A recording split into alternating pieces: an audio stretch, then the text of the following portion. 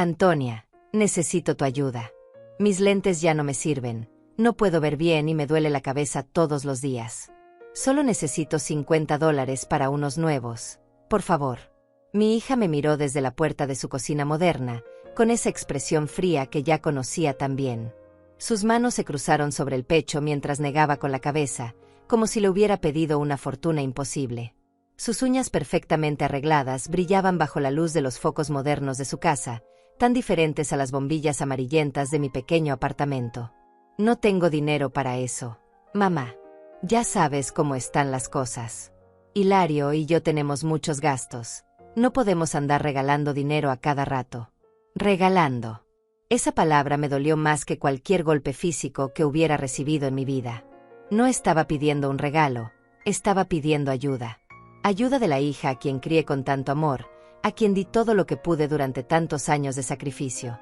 Miré alrededor de su casa, observando sus muebles nuevos de cuero, su televisión enorme que ocupaba casi toda una pared, sus electrodomésticos brillantes que parecían recién salidos de una tienda.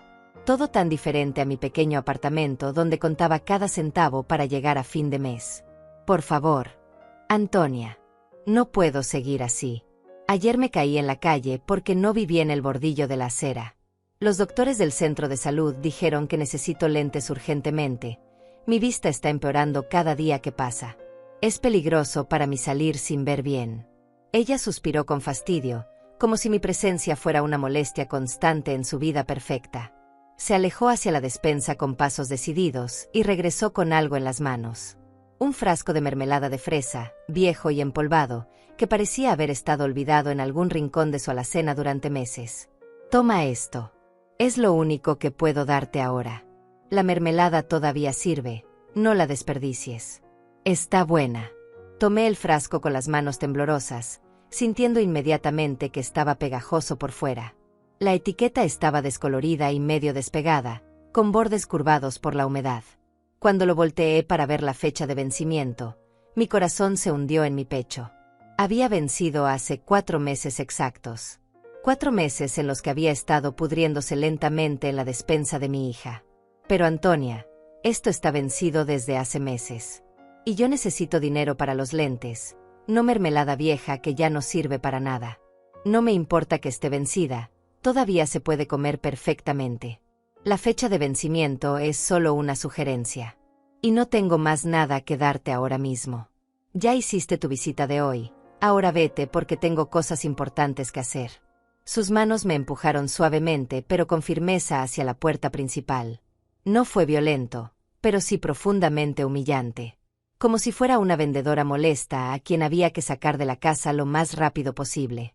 Como si fuera una extraña que había llegado a molestar su tranquilidad doméstica. Antonia, por favor, soy tu madre. Te estoy pidiendo ayuda con algo importante para mi salud. Solo necesito. No necesitas nada que yo no te pueda dar en este momento. Ya te di la mermelada, eso es suficiente por hoy. Tal vez la próxima semana pueda ver qué más tengo por ahí. Adiós, mamá. La puerta se cerró detrás de mí con un sonido seco y definitivo. Me quedé parada en su porche elegante, sosteniendo aquel frasco inútil, sintiéndome más pequeña y abandonada que nunca en mis 69 años de vida. Los vecinos podían verme desde sus ventanas curiosas, una anciana con un frasco de mermelada vencida en las manos, rechazada por su propia hija en plena luz del día. Caminé lentamente hacia la parada del autobús, cada paso más pesado que el anterior. Mis zapatos gastados resonaban contra el pavimento mientras sostenía el frasco como si fuera un objeto sagrado, cuando en realidad era solo una burla cruel. El frasco se sentía pegajoso y desagradable en mis manos arrugadas. 4 meses vencido. Ni siquiera se había tomado la molestia de revisar la fecha antes de dármelo. Durante todo el viaje de regreso a casa en el autobús lleno, miré por la ventana borrosa, pensando en cómo había llegado a este punto tan doloroso de mi vida. Odette Durán, que una vez fue respetada en su barrio, que trabajó hasta los huesos para sacar adelante a sus hijos, que se sacrificó durante décadas para darles lo mejor, ahora mendigando $50 y recibiendo mermelada podrida como si fuera una limosna generosa. El autobús se detuvo en mi parada con un chirrido de frenos y bajé despacio, todavía aferrando el frasco contra mi pecho. Mis lentes rotos hacían que todo se viera borroso y distorsionado, como si el mundo entero se hubiera vuelto poco claro y confuso. Subí las escaleras de mi edificio viejo, una por una, sintiendo el peso de la humillación en cada escalón que subía hacia mi apartamento solitario. Al llegar finalmente a mi puerta, busqué las llaves en mi bolso gastado y cerré la puerta detrás de mí. Me recosté contra la puerta de madera y el silencio de mi hogar vacío me envolvió como una manta fría y pesada. Miré el frasco en mis manos y por un momento tuve ganas de lanzarlo contra la pared de la cocina, de desahogar toda la rabia y la tristeza que llevaba acumuladas en el pecho desde hacía tanto tiempo. Pero no lo hice. En cambio, lo puse cuidadosamente sobre la mesa de la cocina y me senté frente a él, mirándolo como si fuera un símbolo de todo lo que mi vida se había vuelto. Un frasco de mermelada vencida, pegajoso y abandonado, exactamente como me sentía yo. Me quedé sentada en esa silla de cocina durante horas, mirando el frasco como si pudiera cambiar su contenido vencido solo con desearlo. La tarde se desvanecía lentamente por la ventana de mi pequeño apartamento, y las sombras comenzaron a alargarse por las paredes descascaradas. Mis lentes rotos hacían que la luz se fragmentara en pequeños destellos dolorosos, recordándome constantemente por qué había ido a buscar ayuda en primer lugar. $50. Era tan poco dinero para una hija que vivía en una casa de 2 pisos con jardín perfectamente cuidado. Tan poco dinero para alguien que tenía un automóvil nuevo estacionado en su entrada y electrodomésticos que costaban más de lo que yo gastaba en comida durante meses enteros. Pero para mí, representaba casi todo lo que me quedaba hasta recibir mi próximo cheque de asistencia social. Recordé cuando Antonia era pequeña, cuando me levantaba a las 5 de la mañana para trabajar en la fábrica de textiles. Mis manos quedaban llenas de cortes pequeños por manejar las telas ásperas, y llegaba a casa con los pies hinchados después de estar de pie durante 12 horas seguidas. Pero nunca me quejé. Jamás le dije a mis hijos que estaba cansada, que me dolía la espalda, que a veces lloraba en silencio cuando ellos dormían porque no sabía cómo iba a pagar el alquiler del mes siguiente. Cuando Antonia cumplió 15 años, quería un vestido especial para su fiesta. Un vestido que costaba $150, una fortuna para nosotros en esa época. Trabajé turnos extra durante 2 meses, vendí mi pulsera de oro que había heredado de mi madre y hasta limpié casas los fines de semana. Pero conseguí el dinero. Vi su sonrisa cuando se probó ese vestido, y en ese momento sentí que todo el sacrificio había valido la pena. Hilario, mi hijo, había sido igual de exigente cuando era joven. Quería zapatillas deportivas caras, videojuegos, una bicicleta nueva cada año. Yo trabajaba en 3 empleos diferentes: la fábrica durante el día, limpieza de oficinas en las tardes, y los fines de semana vendía tamales que hacía en mi propia cocina. Mis manos siempre olían a masa de maíz y detergente industrial, pero nunca les dije que no a mis hijos. Nunca les negué nada que estuviera dentro de mis posibilidades. Me levanté de la silla y caminé hacia mi habitación, donde guardaba una caja vieja bajo la cama. Una caja llena de fotografías y recuerdos de cuando éramos una familia real. Ahí estaban las fotos de sus graduaciones, donde yo aparecía sonriendo orgullosa, con mi mejor vestido que había usado durante 10 años seguidos porque no podía permitirme comprar ropa nueva para mí misma. En una fotografía, Antonia llevaba su uniforme de enfermería recién graduada. Yo había pagado cada semestre de su carrera, vendiendo poco a poco todo lo que tenía de valor. Mis aretes de perlas, el anillo de matrimonio de su padre, hasta los pocos muebles buenos que habíamos comprado cuando éramos jóvenes. Todo se fue transformando en matrículas, libros, uniformes, transporte para que ella pudiera estudiar y tener una profesión respetable. Hilario había estudiado mecánica automotriz, un curso de 2 años que también pagué completo. Recuerdo que el último semestre me quedé sin dinero para la matrícula, así que pedí un préstamo a un usurero del barrio. Durante 6 meses pagué intereses que me comían la mitad de mi sueldo, pero mi hijo se graduó y consiguió trabajo en un taller importante de la ciudad. Los dos tenían trabajos estables ahora. Antonia ganaba bien como enfermera en un hospital privado, y Hilario tenía su propio taller mecánico que le daba buenos ingresos. Habían formado sus propias familias, tenían casas propias, automóviles nuevos, podían permitirse vacaciones y restaurantes caros. Todo lo que yo nunca pude tener porque cada centavo de mi vida se había ido en darles a ellos un futuro mejor. Pero ahora, cuando la que necesitaba ayuda era yo, me daban mermelada vencida. Regresé a la cocina y me serví un vaso de agua tibia. Mi refrigerador viejo hacía ruidos extraños desde hacía meses, pero no tenía dinero para repararlo.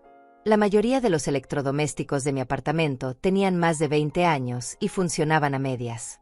El calentador de agua se rompía cada pocas semanas, la estufa solo tenía 2 hornillas que funcionaban bien, y las ventanas no cerraban completamente, dejando que entrara frío durante las noches de invierno. Vivía con una pensión de asistencia social de $300 al mes. Después de pagar el alquiler de $180, me quedaban $120 para comida, medicinas, transporte y cualquier emergencia que pudiera surgir.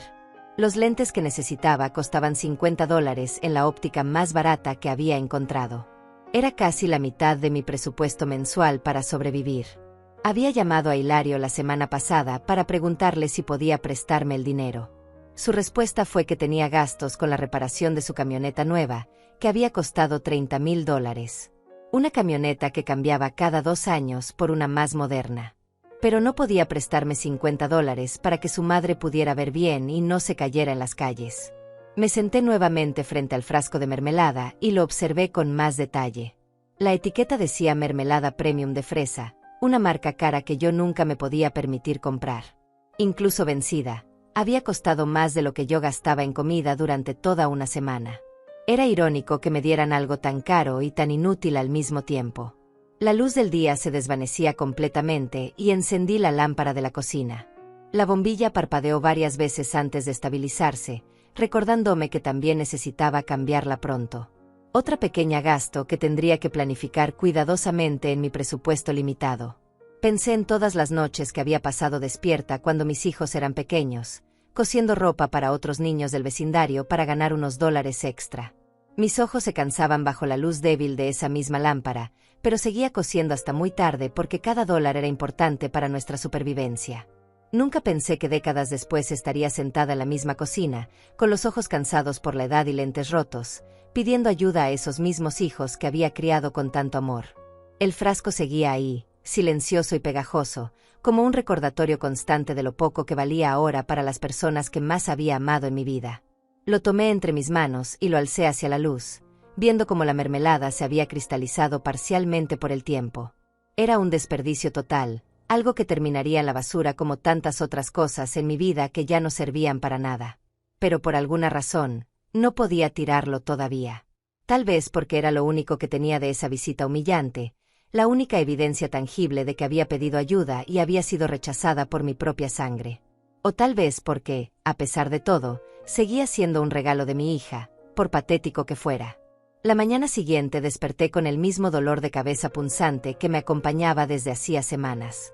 Mis lentes rotos hacían que incluso la luz suave del amanecer se sintiera como agujas clavándose detrás de mis ojos. Me levanté lentamente de la cama, sintiendo cada articulación de mi cuerpo protestar por el colchón viejo que se hundía en el centro y ya no ofrecía ningún soporte.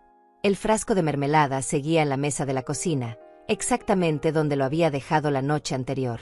Lo miré mientras preparaba mi desayuno, una tostada seca y café aguado, porque la mantequilla y la leche eran lujos que no podía permitirme hasta recibir mi próximo cheque de asistencia. Decidí intentar una vez más. Tal vez había elegido mal el momento para hablar con Antonia. Tal vez si la visitaba más temprano, cuando no estuviera ocupada con sus quehaceres de ama de casa próspera, podría encontrar algo de compasión en su corazón. Después de todo, seguía siendo mi hija, la niña a quien había consolado durante miles de noches cuando tenía pesadillas. Me vestí con mi mejor ropa, un conjunto que había comprado hace 5 años en una tienda de segunda mano. Estaba un poco desgastado en los bordes, pero todavía se veía presentable. Me peiné cuidadosamente y hasta me puse un poco de lápiz labial viejo que encontré en el fondo de mi bolso. Quería verme digna cuando le pidiera ayuda nuevamente. El viaje en autobús hasta su casa me costó $2 que no podía permitirme gastar, pero necesitaba intentarlo una vez más. Durante el trayecto, practiqué mentalmente lo que le diría. Sería más específica esta vez. Le explicaría exactamente por qué necesitaba los lentes, cómo afectaba mi vida diaria no poder ver bien. Cuando llegué a su casa, noté que había un automóvil nuevo en la entrada. Un sedán plateado que brillaba bajo el sol matutino, con una etiqueta de agencia todavía pegada en la ventana trasera. Debía haber costado al menos $25,000. Mi corazón se hundió un poco al ver esa compra nueva, sabiendo que $50 para mis lentes habían sido considerados demasiado dinero. Toqué el timbre y esperé. Antonia abrió la puerta vistiendo una bata de seda elegante, con el cabello perfectamente peinado a pesar de ser temprano en la mañana. Sus uñas estaban recién hechas, con un diseño elaborado que probablemente había costado más de lo que yo gastaba en comida durante una semana. «Ay, mamá, otra vez por acá. ¿Qué quieres ahora?». Su tono era de fastidio inmediato, como si mi presencia fuera una molestia que arruinaba su mañana perfecta. No me invitó a pasar, manteniéndose en el umbral como una barrera entre su mundo próspero y mi realidad de necesidad. «Hija, vine a hablar contigo otra vez sobre los lentes. Anoche no pude dormir bien por el dolor de cabeza. El doctor me dijo que es urgente, que mi vista puede empeorar permanentemente si no uso lentes apropiados pronto». Antonia suspiró dramáticamente y se cruzó de brazos. Detrás de ella, pude ver a su esposo Nazario desayunando en una mesa elegante, leyendo el periódico con tranquilidad. En la televisión grande de la sala se escuchaba un programa matutino, y todo en esa casa respiraba comodidad y abundancia. «Mamá, ya te dije ayer que no tengo dinero para eso. Nazario y yo tenemos muchos gastos. Acabamos de comprar el automóvil nuevo que viste afuera, tenemos que pagar las cuotas mensuales. No podemos andar regalando dinero a cada rato». Regalando. Otra vez esa palabra cruel. Miré el automóvil nuevo a través de la puerta abierta y luego volví a mirar a mi hija. Las matemáticas eran simples. Las cuotas mensuales de ese automóvil probablemente eran de $400 o $500. 10 veces más de lo que yo necesitaba para resolver mi problema de vista. No te estoy pidiendo un regalo, Antonia. Te estoy pidiendo ayuda como madre. $50 que te puedo devolver cuando reciba mi próximo cheque de asistencia. Es solo un préstamo temporal. Ella se rió con una risa seca y desdeñosa que me hizo sentir más pequeña de lo que ya me sentía. ¿Devolver? Mamá, por favor. Con tu pensión de $300 al mes, ¿cuándo vas a poder devolver $50? Mejor ser realista. Además, Nazario y yo trabajamos duro por nuestro dinero. No podemos estar manteniendo a todo el mundo. Manteniendo. Como si pedir ayuda médica urgente fuera lo mismo que pedir dinero para vicios o lujos. Sentí que las lágrimas comenzaban a formarse detrás de mis lentes rotos, pero me las tragué. No iba a darle la satisfacción de verme llorar en su puerta.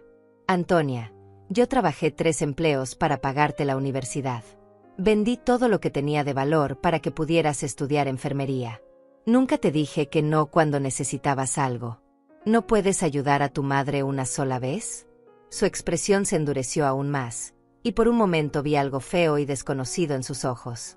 Una crueldad que no recordaba haber visto nunca cuando era niña. Eso fue tu responsabilidad como madre, mamá. Tú decidiste tenernos, tú decidiste sacrificarte. Eso no significa que ahora nosotros tengamos que sacrificarnos por ti.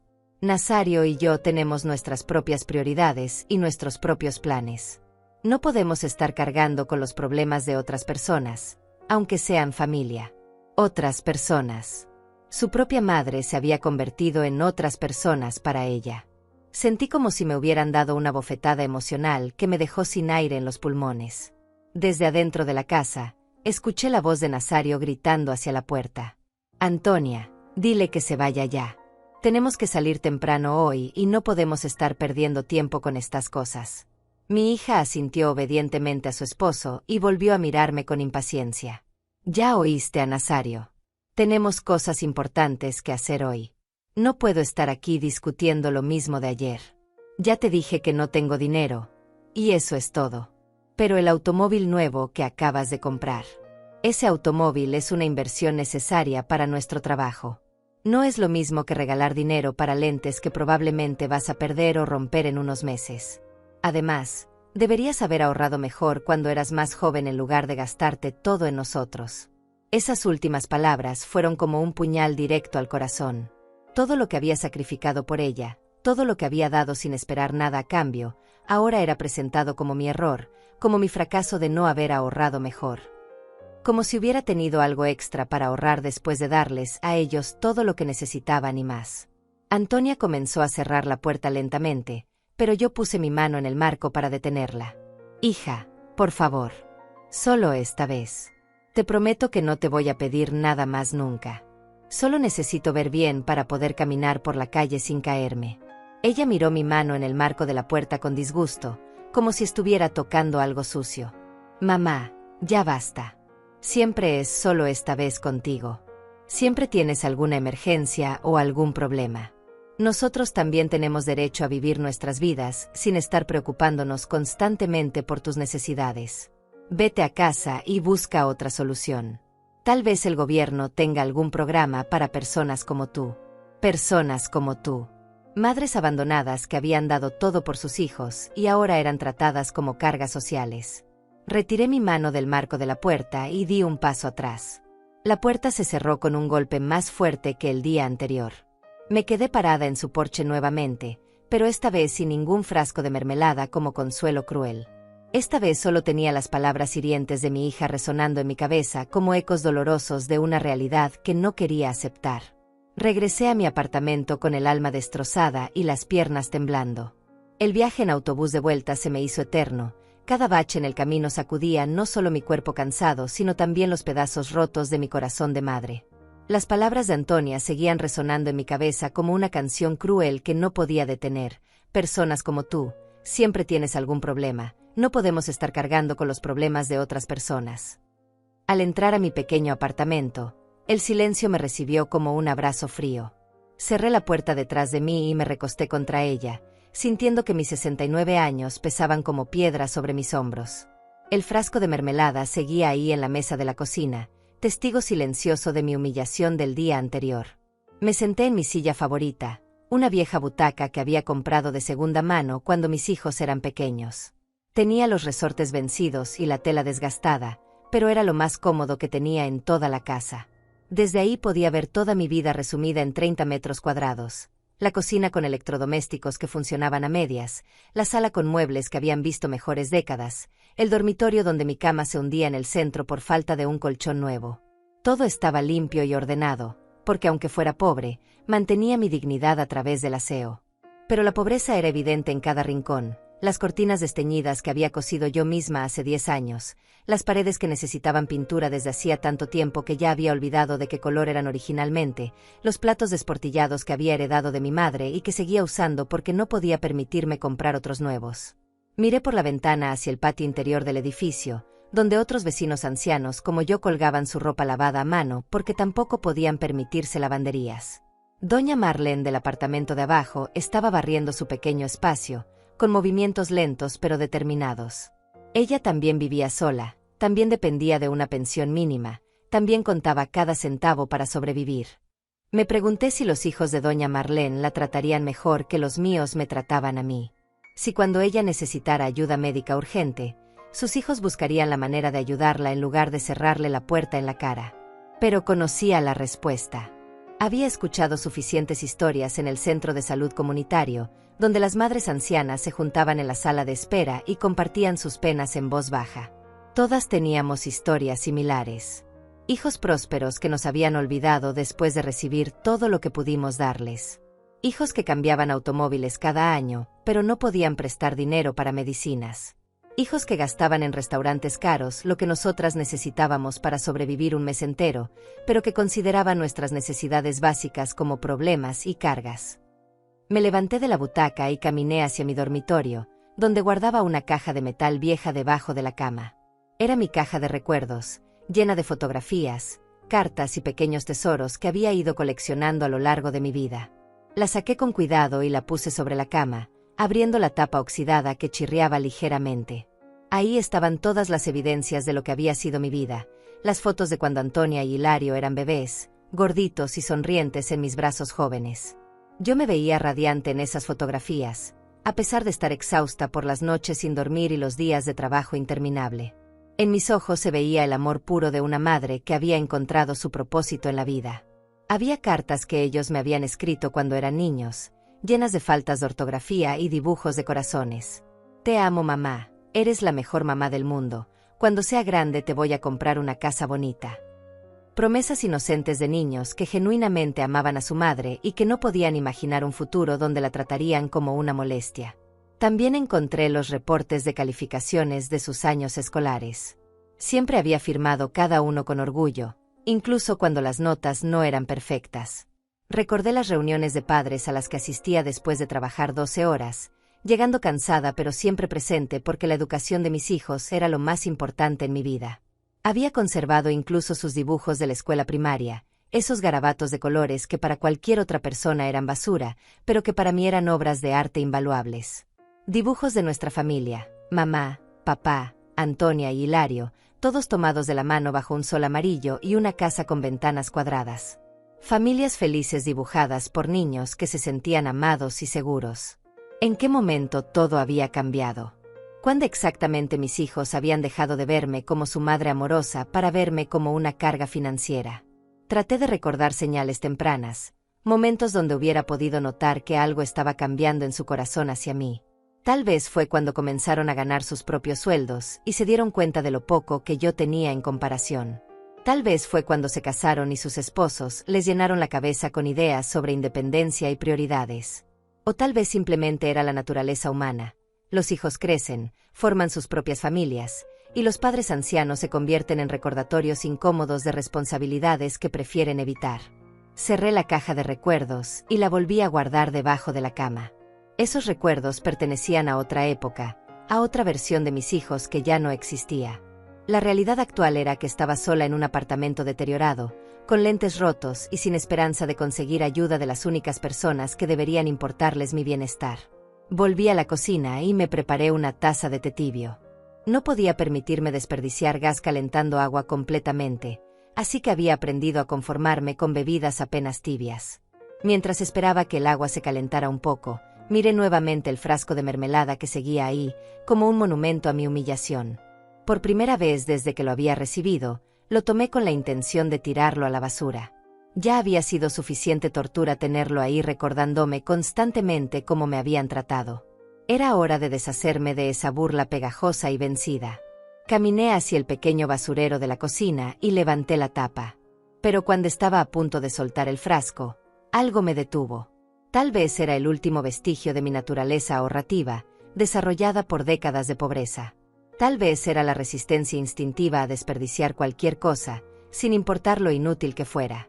O tal vez, en el fondo de mi corazón roto, todavía había una pequeña parte que se aferraba a la idea de que era un regalo de mi hija, por cruel que hubiera sido su intención. Cerré la tapa del basurero y regresé el frasco a la mesa. Lo puse ahí con más fuerza de la necesaria, haciendo un ruido seco contra la madera vieja. Estaba enojada conmigo misma por no poder tirarlo, enojada por ser tan sentimental con algo que solo representaba desprecio. Me senté frente al frasco una vez más y lo observé detenidamente. La etiqueta decía que era mermelada premium, de una marca que costaba $8 en el supermercado. $8 que representaban casi 3 días de comida para mí. Incluso vencida, tenía más valor monetario que la mayoría de las cosas en mi alacena. Era irónico que mis hijos, que podían permitirse comprar mermelada de $8 sin pensarlo 2 veces, consideraran $50 una suma imposible de prestar para la salud de su madre. Era una matemática cruel que hablaba de prioridades distorsionadas y corazones endurecidos por la prosperidad. La tarde se desvanecía lentamente fuera de mi ventana, y encendí la lámpara de la cocina para poder seguir viendo. La bombilla parpadeó varias veces antes de estabilizarse, recordándome que pronto tendría que reemplazarla y que eso significaba otro gasto pequeño pero significativo en mi presupuesto apretado. Me quedé ahí sentada hasta que la oscuridad fue completa, mirando el frasco como si pudiera revelarme algún secreto sobre cómo había llegado a este punto de mi vida. Como si pudiera explicarme cómo una madre que había dado todo por sus hijos había terminado mendigando ayuda y recibiendo basura vencida a cambio. Al día siguiente desperté con una sensación extraña en el pecho, como si algo hubiera cambiado durante la noche. Tal vez era la resignación final asentándose en mi corazón, o tal vez era simplemente el cansancio de llorar en silencio hasta quedarme dormida. Me levanté más temprano que de costumbre, con una determinación que no había sentido en días. Había tomado una decisión durante las horas de insomnio. Iba a tirar ese frasco de mermelada. No podía seguir torturándome con su presencia en mi mesa, recordándome constantemente la humillación. Era hora de liberarme de ese símbolo cruel y seguir adelante con mi vida, sin importar lo difícil que fuera. Me dirigí a la cocina con pasos decididos y tomé el frasco entre mis manos. Esta vez no iba a dudar, no iba a sentimentalizarme. Lo iba a tirar y después iba a buscar otras soluciones para mi problema de los lentes. Tal vez el centro de salud comunitario tenía algún programa de asistencia que no conocía. Tal vez había organizaciones benéficas que ayudaban a personas como yo. Caminé hacia el basurero con el frasco en las manos, sintiendo su peso pegajoso y desagradable. Levanté la tapa del basurero y estaba a punto de soltarlo cuando algo extraño sucedió. El frasco se me resbaló de las manos húmedas, cayó al suelo y rodó debajo de la mesa de la cocina. Suspiré con frustración y me agaché para recuperarlo. Mis rodillas crujieron cuando me puse en cuclillas, recordándome que mi cuerpo de 69 años no estaba diseñado para estos movimientos. Estiré la mano para alcanzar el frasco que había rodado hasta el rincón más lejano debajo de la mesa. Cuando finalmente logré agarrarlo, noté que algo se había despegado del fondo. Un pequeño papel doblado que había estado pegado ahí con cinta adhesiva, probablemente por la humedad y el pegajoso del frasco. El papel era pequeño, del tamaño de una nota, y estaba doblado en 4 partes. Me senté en el suelo de la cocina, todavía con el frasco en una mano y el papel misterioso en la otra. Mi curiosidad venció a mi intención de tirar el frasco inmediatamente. Con cuidado, desdoblé el papel, notando que tenía una letra pequeña y cuidadosa, muy diferente a la escritura descuidada de Antonia. Era una carta. Una carta escrita a mano en tinta azul, con una caligrafía que reconocí inmediatamente. Era la letra de Guadalupe, mi nieta de 16 años, la hija de Antonia. Mi corazón comenzó a latir más rápido mientras leía las primeras líneas. Abuela Odette, si estás leyendo esto, significa que mamá te dio el frasco como yo esperaba que hiciera. Sé que parece cruel y sin sentido, pero necesitaba encontrar una manera de comunicarme contigo sin que mis padres lo supieran. Mis manos temblaron mientras seguía leyendo. La letra de Guadalupe continuaba con una revelación que me dejó sin aliento.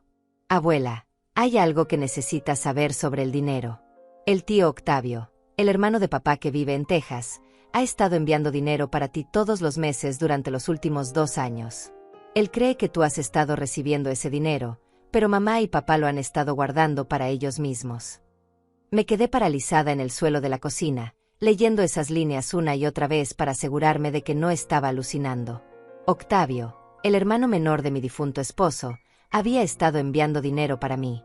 Dinero que nunca había visto, dinero que mis propios hijos habían estado robándome durante 2 años completos. La carta continuaba con más detalles devastadores. Escuché a mamá hablando por teléfono con el tío Octavio la semana pasada. Él le preguntó cómo estabas, si tenías suficiente dinero para tus gastos médicos, si los $200 que envía cada mes te estaban ayudando. Mamá le dijo que sí, que tú estabas muy agradecida y que usabas el dinero para comprar medicinas y comida. $200 cada mes. Durante 2 años. Eso significaba que mis hijos me habían robado $4,800 en total. Dinero que habría cambiado completamente mi vida, dinero que me habría permitido vivir con dignidad en lugar de contar centavos para sobrevivir. Las lágrimas comenzaron a caer sobre el papel mientras seguía leyendo. Abuela, sé que esto te va a doler mucho, pero pensé que tenías derecho a saberlo. No es justo que vivas pasando necesidades mientras ellos gastan tu dinero en cosas que no necesitan. Papá compró su camioneta nueva con parte de ese dinero, y mamá se hizo arreglos dentales costosos que no eran urgentes. Mi visión se nubló, no solo por los lentes rotos, sino por las lágrimas de rabia e incredulidad. Toda mi lucha por sobrevivir con $300 al mes, todas las noches que había pasado sin calefacción para ahorrar en la factura de gas, todas las veces que había comido una sola comida al día para que el dinero me alcanzara hasta fin de mes, y resulta que tenía derecho a $200 adicionales cada mes. La carta de Guadalupe continuaba. He estado guardando dinero de mi trabajo de medio tiempo en la pizzería para poder ayudarte, pero solo tengo $80 ahorrados hasta ahora. Sé que no es mucho, pero quería que supieras que hay alguien en esta familia que sí se preocupa por ti de verdad. Puse este dinero en un sobre que está pegado dentro de la tapa del frasco. Con las manos temblorosas, examiné la tapa del frasco y efectivamente encontré un pequeño sobre pegado en la parte interior. Lo despegué cuidadosamente y adentro había $80 en billetes pequeños. 4 billetes de $20 que olían ligeramente a pizza y que representaban probablemente semanas de trabajo para un adolescente. Más que el dinero en sí, lo que me conmovió hasta las lágrimas fue darme cuenta de que mi nieta, una muchacha de solo 16 años, había mostrado más compasión y generosidad hacia mí que mis propios hijos adultos. Ella había trabajado y ahorrado, había arriesgado problemas con sus padres, había ideado este plan elaborado solo para ayudar a su abuela necesitada. La carta tenía una parte final que me hizo sollozar. Abuela, por favor no confrontes a mis padres todavía. Sé que estás muy enojada, y tienes todo el derecho de estarlo, pero necesitas ser inteligente sobre esto. Ellos van a negar todo y van a inventar excusas, y podrían hasta prohibirme verte. Primero necesitas conseguir pruebas y buscar ayuda legal. El tío Octavio tiene copias de todas las transferencias de dinero que ha enviado. Su número de teléfono es 555-0847. Llámalo cuando estés sola y cuéntale la verdad sobre lo que ha estado pasando. Te amo mucho, abuela. Eres la única persona en esta familia que siempre me ha tratado con cariño verdadero. No voy a permitir que te sigan robando y humillando. Vamos a arreglar esto juntas, pero necesitamos ser cuidadosas e inteligentes. Con todo mi amor, tu nieta Guadalupe. Me quedé sentada en el suelo de la cocina durante mucho tiempo, sosteniendo la carta y los $80, sintiendo como mi mundo se reorganizaba completamente. La rabia que sentía era como un fuego que crecía en mi pecho, pero al mismo tiempo había una sensación de alivio extraña. Finalmente entendía por qué mis hijos habían sido tan crueles al negarme ayuda. No era solo falta de compasión, era culpabilidad transformada en agresión. Ellos sabían que me estaban robando, sabían que yo tenía derecho a ese dinero, y cada vez que les pedía ayuda, les recordaba su traición. Era más fácil tratarme como una molestia que enfrentar el hecho de que me estaban robando sistemáticamente. Con $80 en mis manos, podía comprar los lentes que necesitaba y aún me sobraría dinero para comida. Pero más importante que eso, ahora tenía información que podía cambiar toda mi situación. Tenía el número de teléfono de Octavio, tenía evidencia escrita de lo que estaba pasando, y tenía una aliada inesperada en mi propia nieta. Me levanté del suelo lentamente, guardando cuidadosamente la carta y el dinero. El frasco de mermelada ya no parecía una burla cruel, sino un regalo inesperado que había traído la verdad a mi vida. Guadalupe había sido brillante al usar ese frasco como mensajero secreto, sabiendo que yo lo guardaría el tiempo suficiente para descubrir su mensaje. Por primera vez en días, me sentí poderosa. Ya no era solo una anciana indefensa siendo abusada por sus hijos. Era una mujer con información, con aliados, y con los medios para luchar por la justicia. Mis hijos habían subestimado tanto a su madre como a su propia hija, y eso iba a ser su error más grande. Me quedé inmóvil durante varios minutos, sosteniendo la carta de Guadalupe como si fuera un tesoro sagrado. Mis manos habían dejado de temblar y en su lugar sentía una calma extraña apoderándose de mí. Era la calma que viene después de la tormenta, cuando finalmente entiendes la magnitud de lo que ha estado sucediendo y comienzas a planificar tu respuesta. Guardé cuidadosamente la carta y el dinero en mi bolso, asegurándome de que estuvieran bien protegidos. $80 era más dinero del que había tenido junto en meses, pero más valioso aún era el conocimiento que ahora poseía. Conocimiento que cambiaba todo, que transformaba mi situación de víctima indefensa a mujer con poder para actuar. Primero necesitaba confirmar lo que Guadalupe me había contado. Tomé el teléfono viejo de mi apartamento, un aparato con cables que había funcionado fielmente durante más de 15 años, y marqué el número que mi nieta había escrito, 555-0847. Mis dedos temblaron ligeramente mientras marcaba, no por miedo sino por anticipación. El teléfono sonó 3 veces antes de que una voz familiar respondiera. Era Octavio, con su acento texano mezclado con español que siempre me había resultado reconfortante. Bueno, habla Octavio Venancio. Octavio, soy Odete, la esposa de tu hermano que murió. ¿Cómo estás? Odete. Qué sorpresa escuchar tu voz directamente. Generalmente hablo con Antonia cuando llamo para saber de ti. ¿Todo está bien? ¿Estás recibiendo el dinero que envío cada mes? Antonia siempre me dice que sí, pero quería escucharlo de ti directamente. Mi corazón se aceleró. Guadalupe había dicho la verdad. Octavio realmente había estado enviando dinero, y mis hijos habían estado interceptándolo durante todo este tiempo. Octavio, necesito preguntarte algo muy importante. ¿Hace cuánto tiempo has estado enviando dinero para mí? Bueno, empecé hace exactamente 2 años, cuando me enteré de que estabas viviendo sola con una pensión muy pequeña. He estado enviando $200 cada mes, religiosamente. ¿Por qué preguntas? ¿No has estado recibiendo el dinero? Respiré profundamente antes de responder, sabiendo que mis próximas palabras iban a cambiar muchas cosas. Octavio, tengo que contarte algo muy difícil.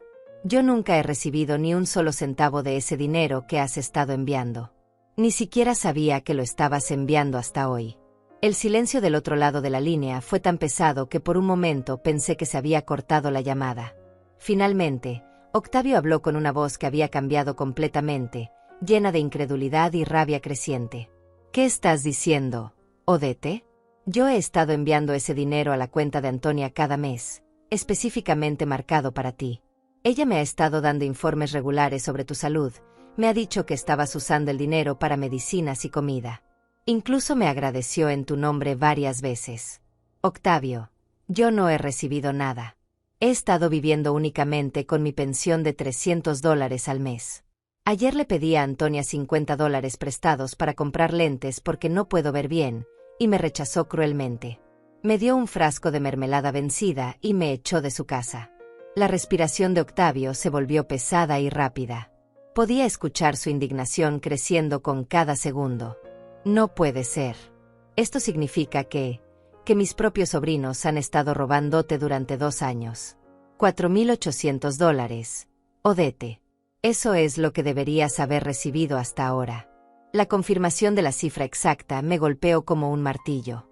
$4,800 que podrían haber transformado mi vida completamente. Dinero que habría pagado por atención médica adecuada, comida nutritiva, reparaciones en mi apartamento, ropa nueva, y sí, definitivamente lentes nuevos sin tener que mendigar por ellos. Octavio, hay más. Mi nieta Guadalupe se arriesgó mucho para hacerme saber esto. Ella me escribió una carta secreta contándome sobre las conversaciones telefónicas que ha escuchado entre tú y Antonia. También me dijo que guardara evidencia y que te llamara. Esa muchacha es más inteligente y honesta que sus padres juntos. Odette, esto es un robo directo. Yo envié ese dinero específicamente para ti, no para que mis sobrinos se compraran carros nuevos y se hicieran arreglos dentales costosos. ¿Cómo sabes sobre el carro y los arreglos dentales? Porque Antonia me presumió sobre esas compras en las mismas llamadas donde me decía que tú estabas bien y agradecida por mi ayuda. Ahora entiendo de dónde salió el dinero para esas cosas. Estoy furioso. Odette, esto no se va a quedar así. Octavio empezó a hablar más rápido, y podía escuchar que estaba caminando, probablemente paseándose por su casa mientras procesaba la magnitud de la traición. Escúchame bien, Odette. Tengo copias de todas las transferencias que he hecho. Tengo fechas, montos, números de confirmación, todo. Esto es evidencia legal sólida. Mañana mismo voy a contactar a un abogado aquí en Texas para que me ayude con este caso. Pero Octavio, vives tan lejos. ¿Cómo vas a poder ayudarme desde Texas? No te preocupes por eso. El dinero se envió electrónicamente, así que hay un rastro digital perfecto de todo. Además, tengo grabaciones de algunas de las conversaciones telefónicas con Antonia donde ella me confirmó que tú estabas recibiendo el dinero. En Texas es legal grabar conversaciones telefónicas, así que esas grabaciones son evidencia válida. Mi mente estaba procesando toda esta información a velocidad vertiginosa. No solo tenía aliados, sino que tenía aliados con recursos, conocimiento legal y evidencia documental.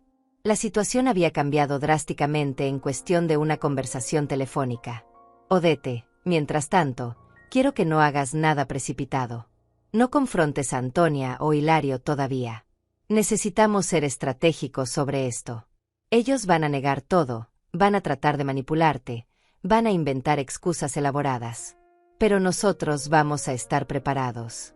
¿Qué debo hacer entonces? Primero, compra esos lentes que necesitas.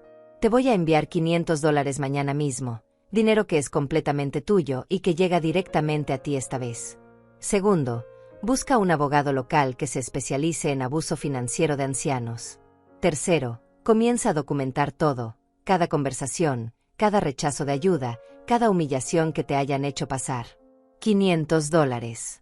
Una cantidad que para mí representaba más de un mes de vida completa, pero que para Octavio era simplemente lo que consideraba apropiado enviar para compensar parcialmente el robo que había estado ocurriendo. Octavio, no sé cómo agradecerte. Durante tanto tiempo pensé que estaba completamente sola. No estás sola, Odette. Nunca estuviste sola. Lo que pasa es que las personas que supuestamente debían cuidarte estaban aprovechándose de ti. Pero eso se va a acabar. Te lo prometo. Después de colgar el teléfono, me senté en silencio por un largo rato, procesando todo lo que había sucedido en la última hora. Mi vida había dado un giro completo. Ya no era la anciana indefensa que mendiga por $50. Ahora era una mujer con recursos, con aliados poderosos, y con evidencia sólida de que había sido víctima de un robo sistemático. Pero más que eso, ahora entendía el comportamiento cruel de mis hijos desde una perspectiva completamente diferente. No eran simplemente hijos desagradecidos, eran ladrones que habían estado viviendo de dinero robado y que trataban de silenciar su culpabilidad siendo crueles conmigo. Cada rechazo, cada humillación, cada palabra hiriente que me habían dicho durante los últimos 2 años no era solo falta de amor filial, era parte de un patrón psicológico donde los criminales justifican sus crímenes culpando a sus víctimas. Me levanté de la silla y caminé hacia el espejo del baño. La mujer que me miraba desde allí ya no tenía la expresión derrotada que había visto durante semanas. Había algo nuevo en mis ojos, algo que no había estado ahí en mucho tiempo: determinación, fuerza, y sí, también sed de justicia.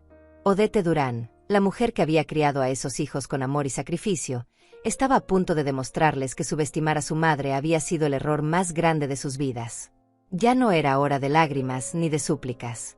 Era hora de recuperar lo que me pertenecía y de asegurarme de que enfrentaran las consecuencias de sus acciones. Los siguientes días fueron una transformación completa de mi vida. Por primera vez en 2 años, me desperté cada mañana con un propósito claro y una energía que no había sentido en décadas. Ya no era una víctima pasiva esperando migajas de compasión, era una mujer con una misión de justicia. Lo primero que hice fue ir a la óptica más cercana con los $80 de Guadalupe. Elegí unos lentes sencillos pero funcionales que costaron exactamente $45. El momento en que me los puse y pude ver el mundo con claridad nuevamente fue casi mágico. Los colores eran más brillantes, los contornos más definidos, y por primera vez en meses, no sentí dolor de cabeza al caminar por la calle. El óptico, un señor mayor llamado Don Nazario, notó mi emoción al poder ver bien otra vez. Señora, ¿hace mucho tiempo que necesitaba lentes nuevos? Meses, Don Nazario. Meses pidiendo ayuda para comprarlos. Él negó con la cabeza con tristeza. Probablemente había visto muchos casos como el mío, ancianos que sufren por falta de recursos para necesidades básicas de salud. Con el dinero restante, compré una libreta nueva y 2 bolígrafos. Iba a documentar todo meticulosamente, tal como Octavio me había aconsejado. Cada conversación, cada evidencia, cada detalle que pudiera ser relevante para el caso legal que estábamos construyendo. Esa misma tarde, cumpliendo su promesa, Octavio me envió $500 a través de una transferencia directa a mi cuenta bancaria. Cuando vi el dinero reflejado en mi saldo, tuve que sentarme en el banco porque las piernas me temblaron. $500 representaban más dinero del que había tenido junto en años. Pero no gasté ese dinero de inmediato. En lugar de eso, seguí el consejo de Octavio y busqué un abogado especializado en abuso financiero de ancianos. Encontré a una licenciada llamada Dalia García, que tenía una oficina pequeña pero profesional en el centro de la ciudad. Su asistente me dio una cita para el día siguiente. Mientras tanto, comencé mi trabajo de documentación. En mi libreta nueva, escribí todo lo que podía recordar de los últimos 2 años. Cada vez que había pedido ayuda y había sido rechazada, cada comentario cruel, cada humillación. Fechas aproximadas, testigos presentes, detalles específicos de conversaciones. Mi memoria, agudizada por la indignación, resultó ser sorprendentemente precisa. También escribí una cronología detallada de mi situación financiera, cuánto recibía de pensión, cuánto gastaba en alquiler, comida, medicinas y servicios básicos. Los números pintaban un cuadro claro de pobreza extrema que habría sido completamente evitable si hubiera recibido los $200 mensuales que me pertenecían. La noche antes de mi cita con la abogada, Guadalupe me llamó desde el teléfono de una amiga. Había sido muy cuidadosa de no usar el teléfono de su casa para evitar sospechas de sus padres. Abuela, ¿recibiste mi mensaje? ¿Pudiste hablar con el tío Octavio? Sí, mi amor. Todo lo que me dijiste era verdad. Octavio confirmó cada detalle. Guadalupe, no sabes cuánto te agradezco lo que hiciste. Arriesgaste mucho para ayudarme. Abuela, tú siempre has estado ahí para mí. Cuando papá y mamá estaban demasiado ocupados con sus cosas, tú eras quien me escuchaba, quien me daba consejos, quien me hacía sentir querida. No iba a permitir que te siguieran robando. Mi nieta me contó más detalles que no había incluido en su carta. Había escuchado a sus padres discutiendo sobre qué hacer con el dinero de la vieja, cuando Octavio les preguntaba directamente sobre mi bienestar. Habían inventado historias elaboradas sobre gastos médicos míos que nunca existieron, sobre ayudas que supuestamente me habían dado, sobre emergencias financieras que habían resuelto con mi dinero. También me reveló que no era la primera vez que escuchaba a sus padres hablando despectivamente sobre mí. En múltiples ocasiones los había oído referirse a mí como un problema que resolver y discutir formas de evitar que les pidiera ayuda. Abuela, hay algo más que necesitas saber. Papá y mamá han estado hablando sobre ponerte en un asilo de ancianos barato. Dicen que sería más conveniente para todos si estuvieras en una institución donde profesionales se hicieran cargo de ti. Esas palabras me helaron la sangre. Un asilo de ancianos barato con mi pensión mínima significaría una institución gubernamental sobrepoblada, donde los residentes son tratados más como números que como personas. Peor aún, si me internaban, ellos podrían seguir recibiendo y robando el dinero de Octavio indefinidamente, alegando que lo usaban para pagar mi cuidado. Guadalupe, ¿cuándo escuchaste esa conversación? Hace 3 días, después de que fuiste a la casa pidiendo dinero para los lentes. Papá estaba muy molesto y le dijo a mamá que necesitaban resolver el problema de la vieja de una vez por todas. Fue cuando mamá sugirió lo del asilo. Mi nieta había arriesgado mucho al contarme esto. Si sus padres descubrían que ella me había advertido sobre sus planes, las consecuencias para ella serían severas. Pero había decidido proteger a su abuela a pesar del riesgo personal. La mañana de mi cita con la abogada, me vestí con el mejor conjunto que tenía y llegué 15 minutos temprano. La licenciada Dalia García resultó ser una mujer de mediana edad con una presencia fuerte y una manera directa de hablar que me inspiró confianza inmediatamente. Señora Durán, cuénteme exactamente qué ha estado pasando. Le relaté toda la historia desde el principio, el descubrimiento del dinero robado, las conversaciones con Octavio, la participación valiente de Guadalupe y los planes que mis hijos tenían de internarme en un asilo. La licenciada García tomó notas meticulosas y ocasionalmente me hacía preguntas específicas para clarificar detalles legales importantes. Señora Durán, lo que me está describiendo constituye varios delitos graves. Apropiación indebida, abuso financiero de ancianos, y posiblemente fraude postal si el dinero se envió a través del servicio postal. Estos no son delitos menores. Estamos hablando de posibles sentencias de prisión. ¿De prisión? ¿Para mis propios hijos? Señora, el hecho de que sean sus hijos hace el crimen más grave, no menos grave. El abuso financiero de familiares ancianos es tomado muy seriamente por el sistema judicial, especialmente cuando hay evidencia tan clara como la que usted tiene. La licenciada García me explicó que Octavio tenía razón sobre la fortaleza de nuestro caso. Las transferencias electrónicas creaban un rastro digital perfecto, las grabaciones telefónicas eran evidencia admisible, y el testimonio de Guadalupe como testigo presencial era invaluable. Además, señora Durán, el hecho de que sus hijos hayan estado planeando internarla en una institución mientras continuaban robando su dinero agrega otra dimensión al caso. Esto muestra premeditación y una intención de continuar el abuso indefinidamente. Me explicó el proceso legal que seguiríamos. Primero, presentaríamos una demanda civil para recuperar el dinero robado más daños e intereses. Simultáneamente, presentaríamos una denuncia penal por los delitos cometidos. También solicitaríamos una orden de protección que impediría que mis hijos se acercaran a mí o intentaran controlar mis finanzas. Señora Durán, también vamos a incluir en la demanda el daño emocional que le han causado. El abuso psicológico que ha sufrido tiene un valor monetario en términos legales. No solo van a tener que devolver lo robado, van a pagar por el sufrimiento que le causaron. Por primera vez en toda esta experiencia, sentí lágrimas de alivio en lugar de lágrimas de dolor.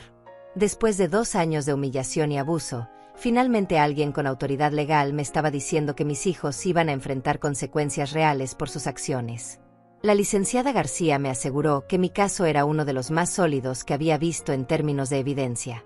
Me dijo que trabajaríamos con una base de contingencia, lo que significaba que ella solo cobraría sus honorarios si ganábamos el caso, y que sus honorarios saldrían de lo que recuperáramos de mis hijos. También me advirtió sobre lo que podría esperar una vez que iniciáramos acciones legales. Sus hijos van a negar todo inicialmente. Después van a tratar de minimizar la situación, diciendo que solo tomaron prestado el dinero o que tenían buenas intenciones. Cuando se den cuenta de que tenemos evidencia sólida, probablemente van a tratar de llegar a un acuerdo fuera de la corte para evitar cargos criminales. ¿Y qué debería hacer si tratan de contactarme? No hable con ellos sin mi presencia. Cualquier comunicación debe pasar a través de mi oficina. Es probable que traten de manipularla emocionalmente, de hacerla sentir culpable, de usar su amor maternal contra usted. Recuerde que estas son las mismas personas que la rechazaron cuando necesitaba $50 para poder ver. Salí de la oficina de la licenciada García sintiendo una mezcla de nerviosismo y empoderamiento. Los próximos días iban a ser difíciles, pero por primera vez en años, sentía que tenía control sobre mi propia vida. Ya no era una víctima indefensa, era una mujer con recursos legales, apoyo familiar genuino y la determinación de asegurarme de que la justicia prevaleciera. Esa noche, llamé a Octavio para actualizar sobre el progreso. Su satisfacción era evidente en su voz cuando le conté sobre la reunión con la abogada. Odette, estoy orgulloso de ti. Sé que esto no es fácil, pero estás haciendo lo correcto. Mis sobrinos necesitan aprender que las acciones tienen consecuencias, especialmente cuando esas acciones lastiman a la gente que más debería importarles. También me informó que había contactado a un abogado en Texas para asegurar que su testimonio y evidencia fueran presentados correctamente en el caso. Estaba completamente comprometido a ver que se hiciera justicia. Mientras me preparaba para dormir esa noche, miré el frasco de mermelada que seguía en mi mesa de cocina. Ya no era un símbolo de humillación, se había transformado en el catalizador que había expuesto la verdad y había comenzado mi camino hacia la justicia. Gracias a la valentía de Guadalupe y la sabiduría de Octavio, finalmente iba a recuperar no solo mi dinero, sino también mi dignidad. Una semana después de mi reunión con la licenciada García, todo estaba listo para dar el golpe legal. Los documentos habían sido preparados meticulosamente, la evidencia estaba organizada de manera impecable, y Octavio había enviado desde Texas todas las pruebas que necesitábamos. Era un miércoles por la mañana cuando la abogada me llamó para confirmar que ese mismo día se ejecutarían las acciones legales. Señora Durán, hoy se van a entregar las citaciones judiciales a sus hijos. Van a recibir tanto la demanda civil por los $4,800 robados más daños, como la notificación de los cargos criminales que hemos presentado. También se va a congelar la cuenta bancaria donde han estado depositando el dinero de Octavio. Mi corazón latía rápidamente, no de miedo sino de anticipación. Después de 2 años de abuso y humillación, finalmente había llegado el momento de que mis hijos enfrentaran las consecuencias de sus acciones. ¿Cuándo sabrán que fui yo quien inició todo esto? En cuanto lean los documentos, van a saber que usted está completamente informada sobre el robo del dinero. Prepárese porque probablemente van a intentar contactarla inmediatamente, ya sea para suplicar, amenazar o manipular. Recuerde lo que hablamos, no hable con ellos sin mi presencia. Esa tarde, mientras estaba organizando mi apartamento pequeño pero ahora mucho más cómodo gracias al dinero de Octavio, escuché que alguien golpeaba mi puerta con fuerza desesperada. No eran golpes normales, eran golpes de pánico, insistentes y agresivos. Mamá, abre la puerta. Sabemos que estás ahí.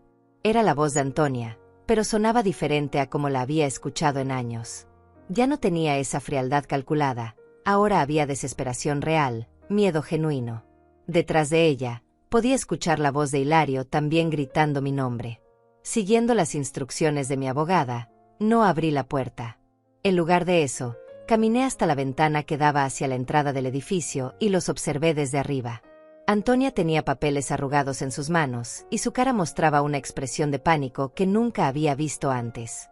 Hilario caminaba de un lado a otro como un animal enjaulado, hablando por teléfono con alguien en tonos agitados. Mamá, por favor. Necesitamos hablar contigo. Esto es todo un malentendido. Malentendido. Después de 2 años de robo sistemático, ahora era un malentendido. Me quedé en silencio, observándolos desde la ventana mientras continuaban golpeando y gritando. Varios vecinos salieron a sus balcones para ver qué estaba pasando, y pude notar cómo sus voces se volvían más desesperadas cuando se dieron cuenta de que yo no iba a responder. Después de casi 1 hora, finalmente se fueron. Pero no fue la última vez que intentaron contactarme ese día. Mi teléfono sonó constantemente durante las siguientes horas. Llamadas de Antonia, de Hilario, incluso de Nazario, el esposo de Antonia. Todos los números que reconocía, simplemente no contesté.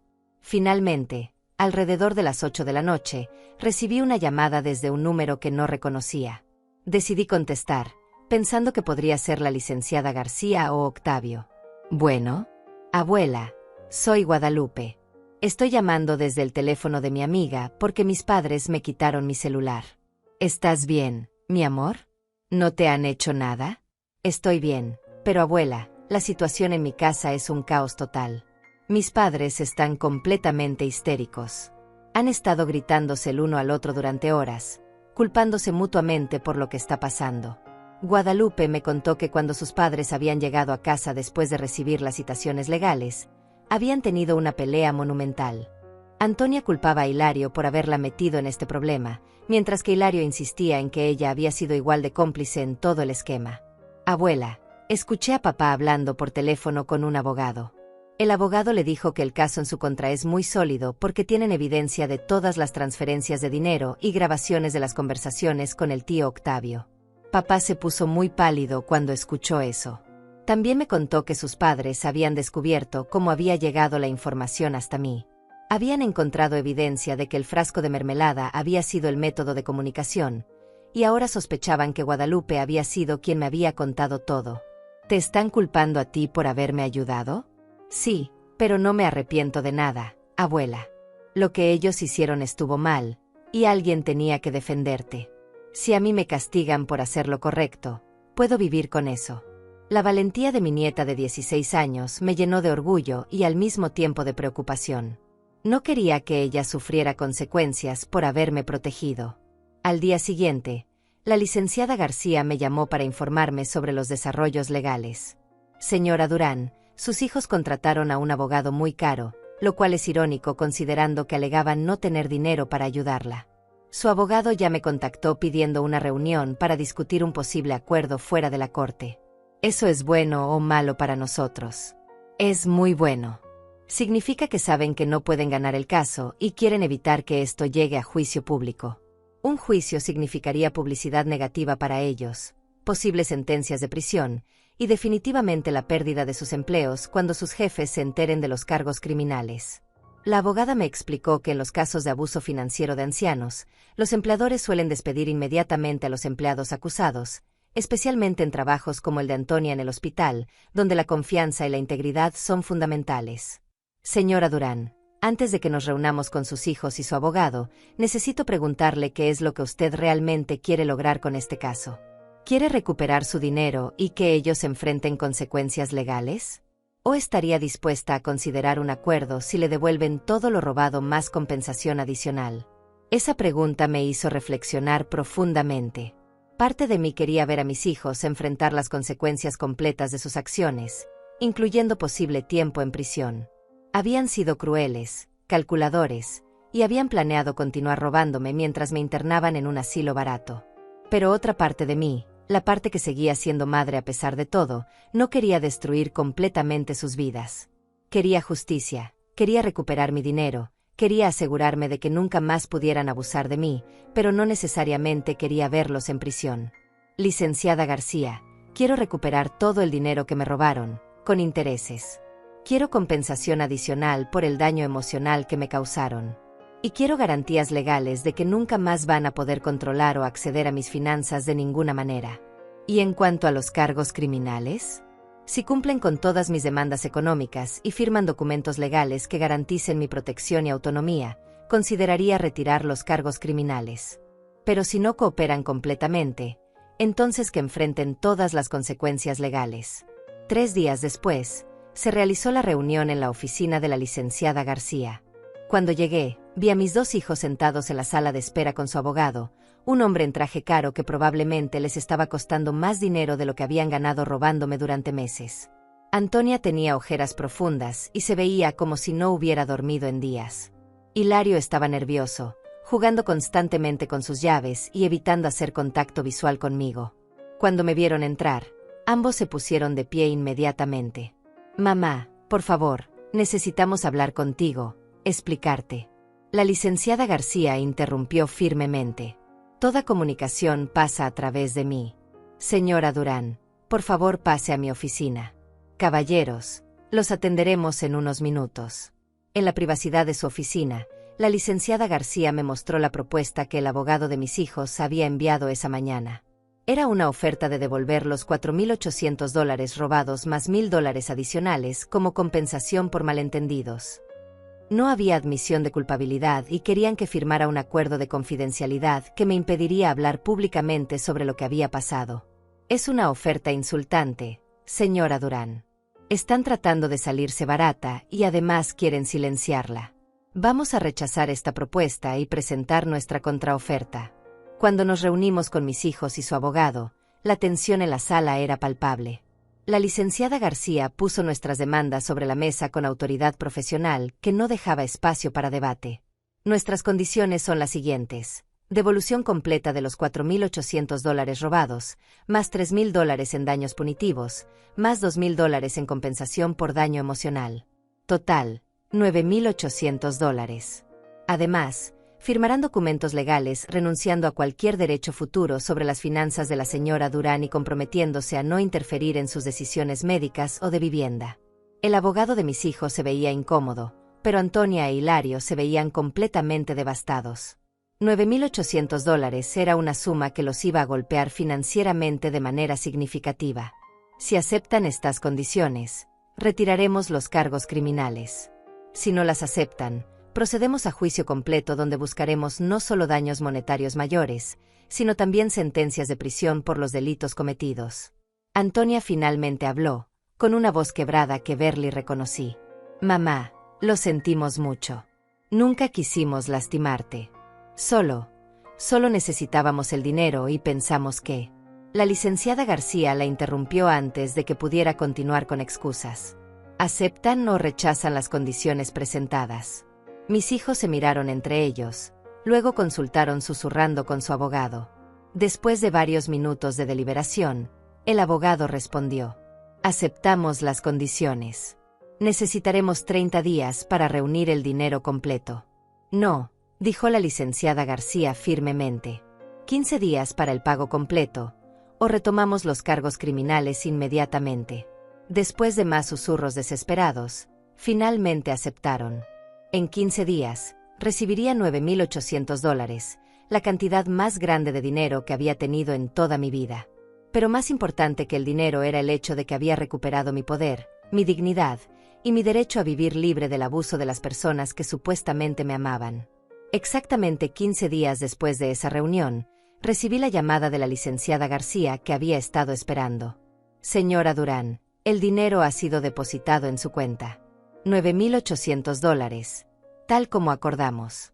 Sus hijos cumplieron con el pago completo y todos los documentos legales han sido firmados. Oficialmente, usted ha recuperado no solo lo que le robaron, sino justicia completa. Colgué el teléfono y me quedé sentada en mi cocina por varios minutos, procesando la magnitud de lo que había logrado. En cuestión de 3 semanas, había pasado de ser una anciana humillada que mendigaba $50 para lentes, a ser una mujer con casi $10,000 en el banco y protección legal completa contra futuros abusos. El primer cambio que hice fue mudarme a un apartamento mejor. Encontré un lugar en un edificio más nuevo, con calefacción que funcionaba correctamente, electrodomésticos modernos y ventanas que cerraban herméticamente. Por primera vez en décadas, iba a vivir en un hogar cómodo y digno. También invertí en mi salud de manera que nunca antes había podido permitirme. Me hice un chequeo médico completo, me arreglé los dientes que habían estado doliendo durante años, y compré medicinas de calidad en lugar de las versiones genéricas más baratas que había estado tomando. Pero el cambio más significativo no era material, era emocional y psicológico. Cuando me miraba en el espejo cada mañana, veía a una mujer diferente. Ya no veía a una víctima derrotada, sino a alguien que había luchado por sus derechos y había ganado. Mis ojos tenían una luz nueva, mi postura era más erguida, y por primera vez en años, me sentía verdaderamente orgullosa de mí misma. Una tarde, aproximadamente un mes después del acuerdo legal, recibí una llamada inesperada. Era Guadalupe, llamando desde su propio teléfono celular. Abuela, ¿puedo venir a visitarte? Mis padres finalmente me devolvieron mi teléfono y me dijeron que podía verte si quería. Por supuesto, Mi amor. Ven cuando quieras. Tengo un apartamento nuevo que quiero mostrarte. Cuando Guadalupe llegó esa tarde, su primera reacción al ver mi nuevo hogar fue de sorpresa y alegría genuinas. Abuela, este lugar es hermoso. Te ves tan diferente, tan feliz. Me senté con mi nieta en mi sala nueva, con muebles cómodos que había comprado con mi propio dinero, y le conté todo lo que había pasado desde nuestro último encuentro. Le expliqué cómo su valentía había sido el catalizador que había cambiado mi vida completamente. Guadalupe, sin tu carta en ese frasco de mermelada, yo habría seguido siendo robada y humillada indefinidamente. Tu valor me salvó. Ella me contó sobre la situación en casa de sus padres después del acuerdo legal.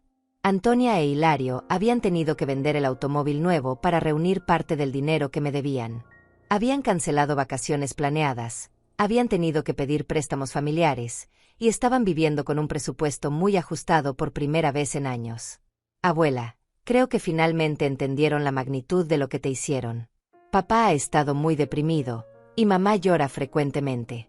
No es que sienta pena por ellos, pero es difícil ver a mis padres así. Entendía los sentimientos conflictivos de Guadalupe. A pesar de todo lo que sus padres habían hecho, seguían siendo sus padres, así como seguían siendo mis hijos. El amor familiar es complicado y no desaparece simplemente porque alguien nos lastime. ¿Han hablado sobre mí? ¿Han expresado arrepentimiento genuino? Sí, abuela. Especialmente mamá. Dice que no puede entender cómo llegó a tratarte tan mal. Dice que cuando tenía dinero extra se sentía poderosa, y que empezó a verte como una carga en lugar de como su madre. Ahora que están luchando financieramente, dice que entiende mejor lo difícil que era tu situación. Era irónico, pero no sorprendente. Mis hijos habían necesitado experimentar dificultades financieras ellos mismos para comenzar a entender lo que me habían hecho pasar durante 2 años. La empatía a veces requiere experiencia personal del sufrimiento. Algunas semanas después, recibí una carta inesperada en mi nuevo apartamento. Era de Antonia, escrita a mano en papel elegante. La carta era larga y estaba llena de disculpas, explicaciones y súplicas de perdón. Mamá, no hay palabras suficientes para expresar cuánto lo siento. Sé que no hay excusa para lo que hicimos. No sé en qué momento me convertí en una persona capaz de robar a mi propia madre, de rechazarte cuando necesitabas ayuda, de tratarte como si fueras una molestia en lugar de la mujer que sacrificó todo por mí. He estado en terapia psicológica tratando de entender cómo llegué a este punto. El terapeuta dice que cuando la gente tiene más dinero del que están acostumbrados a tener, a veces desarrollan una mentalidad donde sienten que merecen ese dinero, incluso cuando no es suyo. Eso no excusa mis acciones, pero tal vez explica cómo llegué a justificar lo injustificable. Mamá, no espero tu perdón inmediatamente. Sé que tengo que ganármelo a través de acciones, no solo palabras. Pero quiero que sepas que cada día me arrepiento de cómo te traté. Cada día pienso en todas las veces que te rechacé cuando necesitabas ayuda, y me duele el corazón. Si algún día estás dispuesta a darme la oportunidad de demostrar que he cambiado, estaré aquí esperando. Te amo, mamá, aunque mis acciones hayan demostrado lo contrario durante mucho tiempo. Leí la carta varias veces, sintiendo una mezcla compleja de emociones. Había dolor residual por todo lo que había sufrido, pero también había un pequeño alivio al saber que mis hijos finalmente entendían la magnitud de lo que habían hecho. Octavio me llamó regularmente desde Texas para ver cómo estaba progresando mi nueva vida. En una de nuestras conversaciones, me hizo una pregunta importante. Odete, ¿has pensado en qué tipo de relación quieres tener con Antonia e Hilario en el futuro? El perdón es un proceso personal, y solo tú puedes decidir si y cuándo estás lista para eso. Había estado reflexionando sobre esa misma pregunta durante semanas. La respuesta no era simple ni inmediata. Octavio, creo que eventualmente podré perdonarlos, pero el perdón no significa olvidar o permitir que me lastimen nuevamente. Si vamos a reconstruir algún tipo de relación, tiene que ser bajo términos completamente diferentes. Me tomé varios meses más para procesar todo lo que había vivido. Durante ese tiempo, establecí una rutina nueva y satisfactoria en mi vida. Me uní a un grupo de adultos mayores en el centro comunitario, donde hice amistades genuinas con personas que me trataban con respeto y cariño. Comencé a tomar clases de pintura, algo que siempre había querido hacer pero nunca había podido permitirme. También me convertí en una defensora silenciosa de otros ancianos en situaciones similares a la mía. Cuando conocía a alguien que estaba siendo maltratado financieramente por familiares, les daba el número de la licenciada García y les contaba mi historia como ejemplo de que la justicia era posible. 6 meses después del acuerdo legal, finalmente decidí que estaba lista para tener una conversación con Antonia. La llamé y le pedí que viniera a mi apartamento para hablar. Cuando llegó, era obvio que había estado viviendo con estrés considerable. Se veía mayor, más delgada, y había una humildad en su demeanor que nunca había visto antes. No era la mujer arrogante que me había dado mermelada vencida y me había empujado fuera de su casa. Mamá, gracias por permitirme venir. Sé que no me lo merezco. Antonia, siéntate. Tenemos mucho de qué hablar. Durante las siguientes 2 horas, tuvimos la conversación más honesta que habíamos tenido en años. Ella me explicó el proceso mental que la había llevado a justificar el robo, admitió que había comenzado a verme como una carga financiera en lugar de como su madre, y reconoció que había perdido de vista todos los sacrificios que había hecho por ella cuando era joven. Mamá, cuando era niña, tú eras mi heroína. Trabajabas tan duro, siempre encontrabas una manera de darnos lo que necesitábamos, siempre nos hacías sentir amados y seguros. En algún momento de mi vida adulta, dejé de verte como esa heroína y comencé a verte solo como un problema que resolver.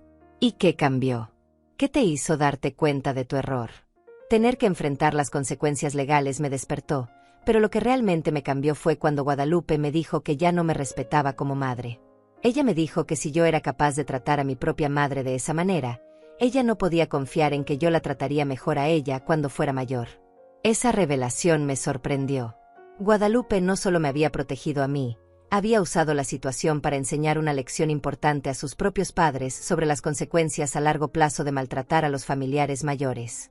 Al final de nuestra conversación, establecí condiciones claras para cualquier relación futura. Antonia, si vamos a reconstruir algún tipo de relación madre-hija, tiene que ser basada en respeto mutuo y límites claros. Nunca más voy a permitir que alguien controle mis finanzas o tome decisiones sobre mi vida sin mi consentimiento. Y si alguna vez vuelves a tratarme con desprecio o crueldad, esta conversación será la última que tengamos. Acepto todas tus condiciones, mamá. Solo quiero la oportunidad de demostrar que he aprendido de mis errores. No fue un perdón completo e inmediato, pero fue el comienzo de un proceso de sanación que tomaría tiempo. La confianza tendría que ser reconstruida gradualmente, a través de acciones consistentes, no solo palabras. Hoy, 1 año después de encontrar esa carta en el fondo del frasco de mermelada, vivo una vida que nunca pensé que sería posible a mis 70 años. Tengo seguridad financiera, independencia completa, relaciones familiares que estoy reconstruyendo bajo mis propios términos, y lo más importante, tengo mi dignidad de vuelta. Cuando reflexiono sobre toda esta experiencia, me doy cuenta de que el frasco de mermelada vencida que una vez pareció el símbolo de mi humillación, en realidad se convirtió en el instrumento de mi liberación. A veces, las cosas que parecen crueles en el momento resultan ser exactamente lo que necesitábamos para cambiar nuestras vidas. Mis hijos pensaron que estaban dándome basura, pero sin saberlo, me estaban entregando la llave de mi propia salvación. La carta de Guadalupe escondida debajo de ese frasco no solo me devolvió mi dinero robado, me devolvió mi poder, mi voz, y mi derecho a vivir con dignidad. Ahora, cada mañana cuando me despierto en mi apartamento cómodo, con mis lentes nuevos que me permiten ver el mundo claramente, y con la tranquilidad de saber que nadie puede aprovecharse de mí nunca más, sonrío y recuerdo que a veces la justicia llega disfrazada de mermelada vencida. La próxima vez que alguien trate de humillarme o aprovecharse de mi edad, recordarán rápidamente que Odette Durán ya no es una víctima silenciosa. Soy una mujer que luchó por sus derechos y ganó, y que está dispuesta a luchar otra vez si es necesario. Esa es la mujer que veo en el espejo ahora, fuerte, independiente y libre.